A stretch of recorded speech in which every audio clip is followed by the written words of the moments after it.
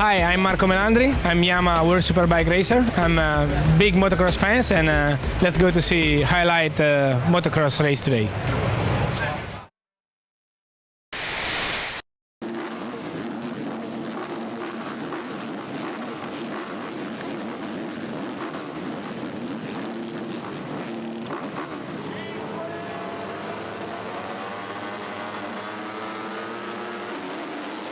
Here's what happened at the final round of the FIM MX1 MX2 Motocross World Championship at Fermo in Italy. The first MX2 race got underway, and immediately it was Jeffrey Herlings and Tommy Searle who started to pick their way to the front of the field. Eventually, Tommy Searle going through on the Dutchman. Ken Roczen, the new world champion, was riding a 1.25 and found himself down around about 5th or 6th position in the opening laps, but lost ground in the early stages and eventually had to fight back to claim 5th at the flag. Up front though, Tommy Searle was having a great ride, so too was his teammate Max Anstey.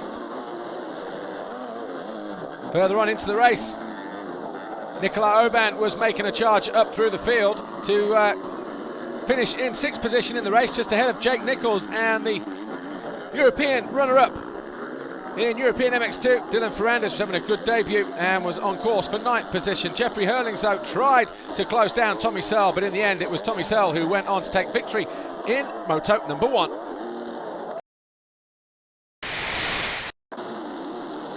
MX2 race 2, and it was Tommy Searle who held a tight line going through turn 1, closely followed by Jeffrey Herlings, Nicolas Aubin and Max Anstey. They were your top 4. Arno Tonis crashed out of 5th position at the top of the hill on the opening lap, and he would work his way back from 27th to finish a fantastic 5th in the second moto. The new world champion, Ken Roczen, crashed out of 4th position on lap 5 and would not finish the race on that 1.25. Jeffrey Herlings, though, took the lead on lap 7, and from there it looked like he would go on and take an easy victory. Arno Tonis picking off one of the riders on the way through, Tony Boutron. With about 5 laps to go, though, this is how close it was between Tommy Searle from taking the win. He made the mistake, and that cost him 11 seconds, and that ended his chance of winning the second moto. Of course, that went to Jeffrey Herlings. He also won the overall Grand Prix.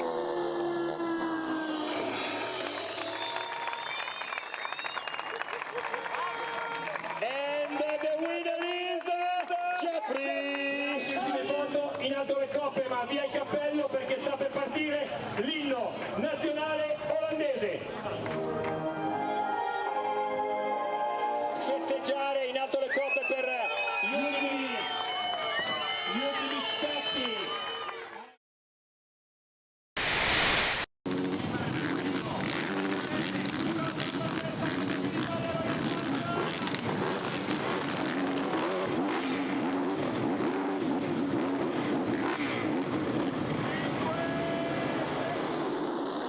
In the first MX1 race, there was no Tony Cairoli or Stephen Frossard. Cairoli away for personal reasons. Sean Simpson was left on the line and eventually would do a few laps but not finish in the points. Up front, though, it was Gautier Paulin who was riding as a wildcard rider in for the injured Stephen Frossard, and behind him it was Xavier Borg, Evgeny Bobryshev, but then he got passed by Jonathan Barragan and here by Kevin Strybos. Max Nagel still had a shot of going for second or third in the championship, but injured his wrist in the time training session on Saturday and pulled out of the race in Moto number 1. Davide Guarneri was having a good ride, found a way past Christophe Pourcel to go into 5th position, but eventually would finish down in 6th.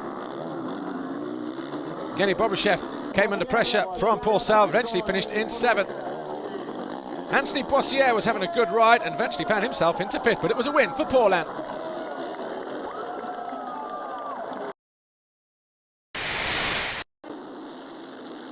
And the final race of the year, MX1 race 2, and it was Christophe Pourcel, Gautier Paulin, Rui Gonçalves and Carlos Campano who led the opening lap, but before you knew it, Paulin was in front.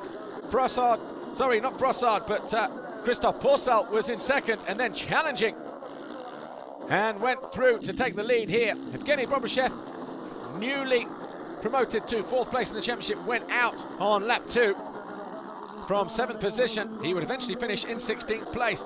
It was another good ride for Kevin Strybos, eventually coming home in 4th, but as Gautier Paulin started to run away with it, He was caught and passed by Gautier Paulin, but eventually he was caught by Gautier Paulin, and they traded the lead, but eventually it was a win for Gautier Paulin in the moto, but Gautier Paulin would come over the line in second position to win his first Grand Prix of the season in MX1.